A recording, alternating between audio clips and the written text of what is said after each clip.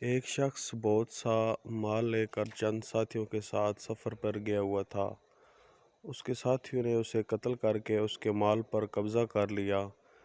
جب وہ واپس آئے تو کہنے لگے کہ وہ اثناء سفر میں فوت ہو گیا۔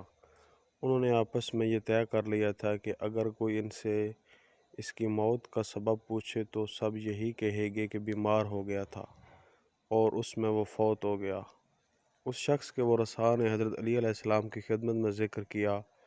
حضرت علی علیہ السلام نے تفتیش کے دوران ان سے دریافت فرمایا کہ تمہارے ساتھی کی موت کس دن اور کس وقت ہوئی؟ اسے کس نے غسل دیا، کس نے کفن دیا، کس نے نماز جنازہ پڑھائی؟ ہر ایک سے بطور جداگانہ سوالات کیے اور ہر ایک نے ایک دوسرے کے برعکس جواب دیا۔ امام علی علیہ السلام نے تکبیر بلند کی اور تفتیش کو مکمل کر لیا۔ اس طرح سے ان کے جھوٹ کا پردہ فاش ہو گیا اور معلوم ہو گیا کہ ساتھیوں ہی نے اسے قتل کیا اور اس کے مال پر قبضہ کر لیا تھا۔